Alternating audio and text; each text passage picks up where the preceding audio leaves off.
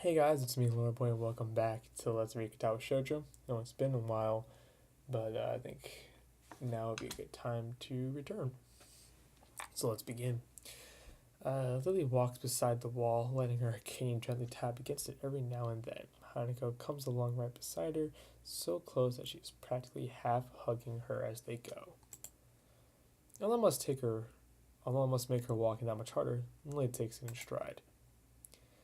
As we turn around the corner of the hallway, something hits me in the chest with the force of a steam train. Is it an actual steam train?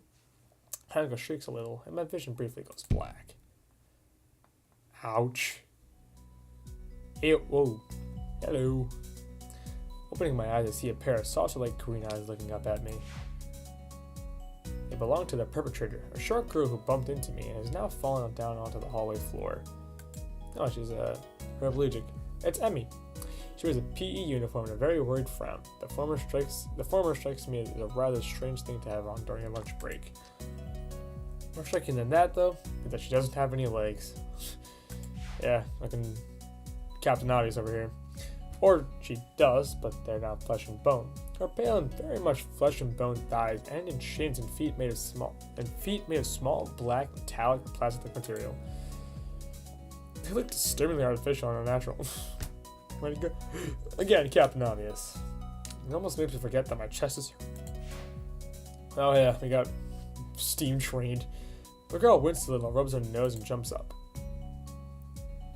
Twin Tails girls. Hey. Twin Tails. Oh man, hey, are you alright? I'm sorry about that, really. I wasn't looking where I was going. You just came out of nowhere. Sorry. She's looking really apologetic. And the hurt puppy way of looking apologetic. Please don't look at me like that. I can't. Please. I can't handle it. It's too cute. It's too kawaii. I quickly forget about being angry or anything since hurt puppies are my weak spot. It's okay. Don't worry about it. Ouch. Oh, that was more like ow. I say that, but the stinging pain in my chest, pain growing in my chest. And I know that this is about the biggest possible danger for my condition. Don't overexert yourself. Don't forget your medication, and most of all, don't get hit in the chest. Not gonna be that bad. I try to rub my solar plexus to chase the pain away, holding my breath in an attempt to hear my heartbeat.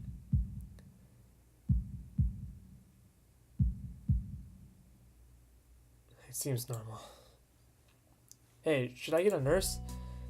The already high-pitched voice of the girl snaps me. I'm not going high-pitch. For one, it's 11 o'clock and I'm recording this, and my roommates are in the other room, so I'm not being high-pitched. I stared at her for a few seconds, dumbfounded, until I realized that I probably looked worse off than I really was. Doubled over myself and looking all tense. Damn, I'm overly worried about my heart. No need, I'm fine. Managing to say something in response, I pull myself upright, feeling my sore ribs one last time, and take a deep breath. She's knocked one down to me, big time, but it's nothing more than that. And don't make her... I can't handle like the cuteness that I'm looking at right here. I mean, look at this face. How can you be mad at this? This face. Not down here, but the face. Not down here, but the face. Look up here. Not down here. Up here. We can look down there occasionally. You sure you're okay? I hit you pretty hard. It's okay. I said I was fine. And nothing's broken. No harm done. That's good. He's out. What happened? She's not quite up to speed for obvious reasons, but she sounds very... Alright, blind. She sounds very worried. More than what the situation deserves, really. Someone just bumped into me. Nothing serious, just winded. Sorry, it's my fault. I was just going to get some stuff and I was kind of in a hurry. Someone here is Emmy, isn't it? I know I spelled the name. She didn't do that. The little girl coughs quietly and shuffles her plastic or metallic feet, looking down at them before saying anything. Hi, Lily. Hanako. Oh, well, I guess they know each other. It's good to know. I guess the girls know each other. Do please try to be more careful. You might be sturdy enough to endure these sorts of accidents, but there are people who aren't. Yeah, emphasis on me and my broken heart. The girl blushes and starts to fidget nervously like a little child caught misbehaving. Please, stop looking at me like that. It's so cute. I find myself smiling. So I keep fixing my glasses. You guys can't stop glasses now. I know that I was just... I gotta go. Teachers have my head. I promised to help with printouts, but I went running instead. Sorry, but I got changed and everything. What the hell was that? Before any of us can say a thing, Emmy's already bolted away, leaving the hallway eerily quiet. Oh yeah, awkward moments, huh? Does that kind of thing happen often around here? Whoop. There are more rules in Yamako than usual for running in corridors. But that really stops Emmy, it seems. She shakes her head weakly and offers a slight composed smile. I don't think there's anything we can do to stop her, I'm afraid. Shall we be off then? She's Sonic the Hedgehog. She's got to go fast. Sonic. Lily heads off along the hallway, and Hanako hurries after her. They're out to the room the two used for tea is fairly simple to retrace, being still fresh in my mind from yesterday. Ayo, it's tea time. Lily and Hanako quietly go about the business of making lunch. Before I can even open my small bag of food, Lily's busying herself with her thermos and tea bags as Hanako is sending out both their lunch boxes. So, is this what you meant by coming here almost every day? Yes, Hanako and I usually have lunch here. It suits both of us, so we end up using this room regularly. That's cool. After seeing Hanako's reaction to me over the past couple of days, I can understand why that's a boon. The fuck's a boon? That, and Lily being able to get some quiet away from her class as well. I take my seat last, after Lily's poured the tea for us and sits down. The more time I spend with these two girls, the more I think they're a perfect foil to musicians. Yeah, see, they're just like she's like up, she's like bossy, and she's like, you know, she's like super energetic. She's nice, and she's not energetic, so she's shy. I guess it's out. And so some hipster glasses on them. Even without a voice, Shizune is direct and brash, and she seems to get along with everyone. On the other hand, Lily is soft-spoken and relaxed, while Hanako seems to be the shyest girl I've ever met. She's like the girl version of me. So how are you faring in Yamaku, Haisao? You seemed a bit flustered before. Apart from getting lost every now and again, and being crash-tackled outside my classroom, fine, I guess. You looked pretty hurt before. Are you really okay? For a brief moment, I considered telling Hanako and Lily about my condition, then I hold it back. I can't tell why, but for some reason I feel uncomfortable talking about it to these relative strangers, if they had been pretty friendly. Yeah, it's nothing. I'm just a bit startled. Judging from the two girls' expressions, I don't think that they're buying it. But what I assume is a way of respecting my privacy, they don't press the matter. I guess that is one of the unwritten rules around here. Don't ask. Even if people's conditions are obvious, like Hanako's, there's still bound to be a story involved. Everyone has things that they don't feel comfortable speaking about. I think everyone here recognizes that. Yeah, I kind of like it. This game does give a message, and it's that the message. Like, some people do, there are some things people don't want to talk about, because it just brings up, like, sad times or, like, bad memories, so they don't want to talk about it. So I completely understand that feeling. So, how long have you been in this school? You both seem to know your way around pretty well. Well, I've been here since the start of high school, but I only moved into the dormitories a year ago. Hanako joined at the start of high school as well, and moved to the dormitories when she did. When she did, if memory serves me right. Did you mean I did? That's right, since high school. So you've known each other since then? Since I moved, yes. Hanako lives next door to me, so it's only natural, right? Right. Yeah, of course. Living next to someone is probably reason enough to befriend them, though I'm guessing that Lily's blindness played a part in it as well. I can't imagine Hanako easily making friends with someone who has to deliberately avoid looking at her scars. At the immediate conversation dried up, we started to eat our lunch. Time skip! It isn't long before the bells are signaling the end of the break. Like me, the girls pack up their lunches as efficiently as they set them out. Sorry, I'm burping up like Arizona iced tea or something I have a quick drink of.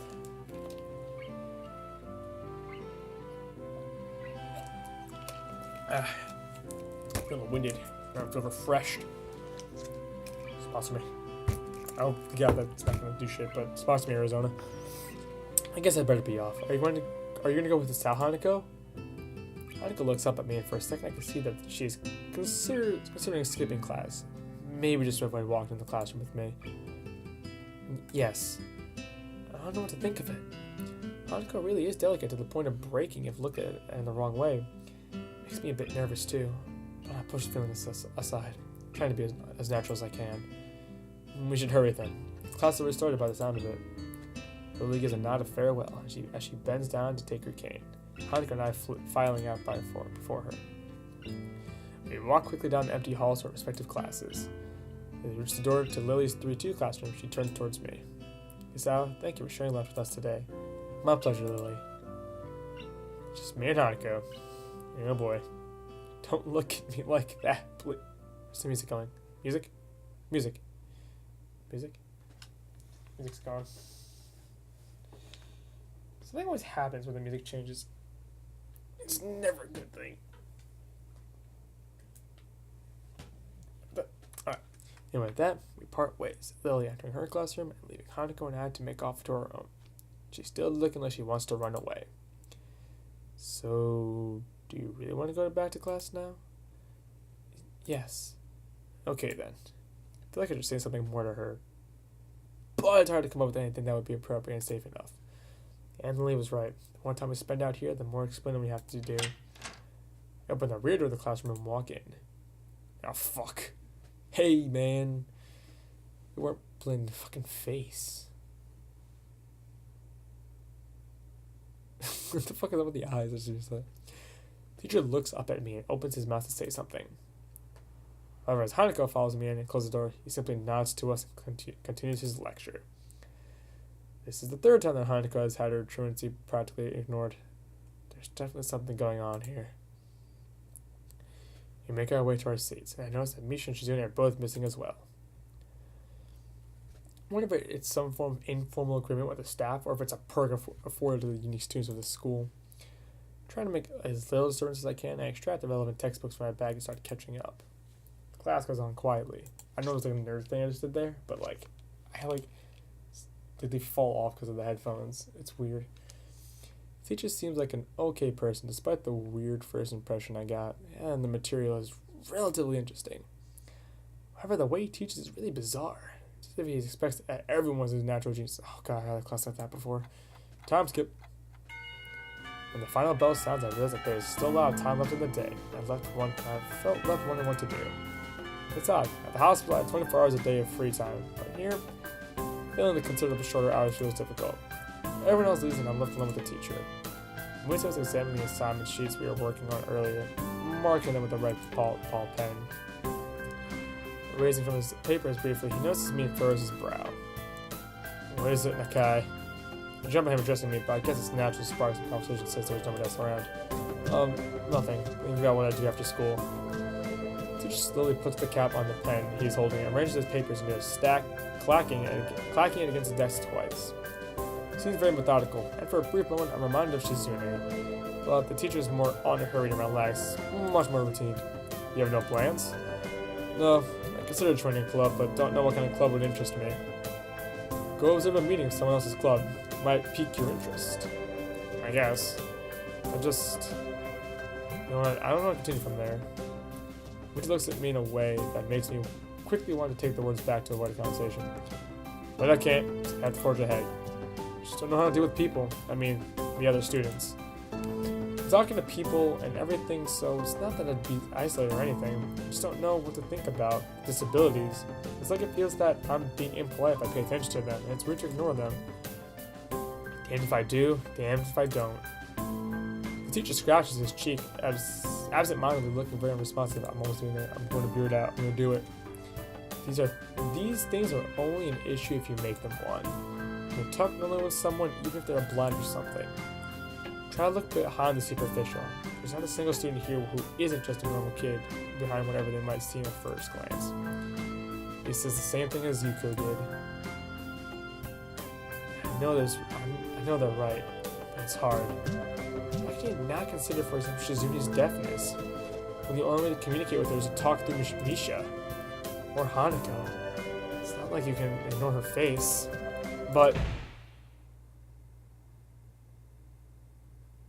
what the fuck? I'm interrupted by the door of the classroom suddenly slamming open.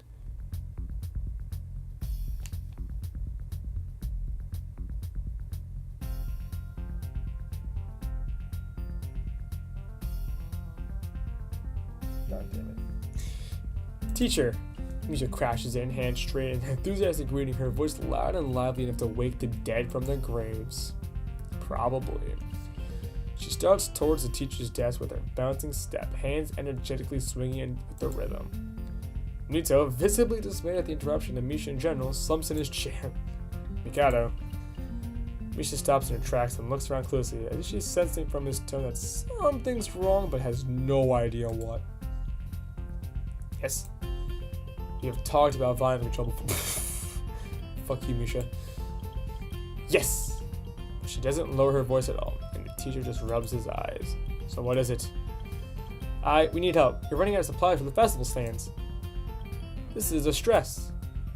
She reads a pink slip of paper she's holding around. So, go get more supplies from the art room. What's the problem with that? Plywood. Plywood's the only problem. Last time we wanted more, there was only a little. By that time, we just took it all and went with that. Now there's, like, none left there. So, do you know where there is some? I don't understand. How would I know? Chichan, I mean the president thought that a teacher would know if there's plywood. Was she wrong? How the fuck does he know? He's not an art student. Or student. That's, art student. Art teacher. Got it. Nailed it. Muto looks he's in a great pain. Frying with his entire essence, and Misha doesn't get it at all. Okay, the two of the communicate is terrible. Like looking at a man being tortured by drilling his skull open while blasting pop music at full volume at the same time. You obviously know the creators of this game hate pop music. I'm afraid I have no idea if there's any plywood in the school, let alone where it would be if there was any. What should I do? I was trying to find Mr. Nomiya. I'm quite sure he would know where to find everything you need. You get to prod him from his cold, dead hands, but that's a different matter. I don't have time, we're so busy. She holds her head with both of her hands, looking as despairing as it's possible for a person like her. Without even noticing, she crumples the note she's holding against her hair. I should be fetching these things. There's so much to do, and we're falling behind the schedule. Winter looks at her gravely and then suddenly smiles. Smile doesn't really fit his face. I think it'd be better if he didn't. I wonder if he can get some temper, you motherfucker. Don't, you bitch. He switches to staring at me focusedly, with a hard expression, as if trying to say, go make some friends. ... I guess I can give you a hand. You can't, thanks, and Chan, you're really nice. She pauses, does a double take, and then points at me with her finger, yelping, ah, and looking very puzzled. Kind of thinking, what's Chan doing here? Class is over, you should be having fun. We just had a little chat. Oh no, it's not detention, is it? Are you in trouble, Chan? No, I'm not. Is Chan in trouble, teacher? I just said, no, I'm not. No, he's not. Misha sighs deeply, and I feel that I have to help Misha get her off the teacher's back. So, what do you need? Here's a list. I can try to find the plywood. I can try to find the plywood from somewhere if there's none in the art room. She offers me the note she's holding. I take it, hesitating a bit. I said I'd help you, but this has no implications on whether I'm joining the council or not. Aw, yeah, fuck you, bitch. Still, thanks, Chan. Try to be quick. We're in a stalled building streak now. We must hurry. She bounces out of the classroom, leaving me and the teacher looking at each other with something that feels like a silent agreement. You motherfucker. You bitch. You cocksucker. Well, there you have it, Nikai. You have something to do now. Please don't sound so smug yet, you motherfucker. Looking at the list with a number of items ranging from paint to plywood, all written with small hair on this undoubtedly Shizune's, I heave a sigh. I'll be going then. Waving the long list limply at the teacher, I exit to the hallway. The classroom closest to ours are designated buildings belonging to classes 3-1 and 3-2 on the right side, 3-4 on the left side, each door looking exactly the same. Further down the corridor, still with identical doors, are rooms that I didn't think were used for classes. I guess the art rooms in a classroom is the most such. Carry a push up on the furthest door and peek in. It's a classroom, but it seems rather badly kept or not in use. Am I in the right place? Desks and chairs are all around the room. A thin layer of dust settled on them. There's some easels in the corner, so at least this looks like the right place. The room is flushed in sunlight from the big windows, shadows creeping all over the desks. Specks of dust are dancing in the stagnant air, making the beams of light almost visible.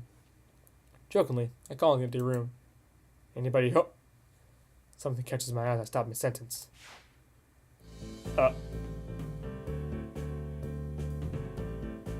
Hi.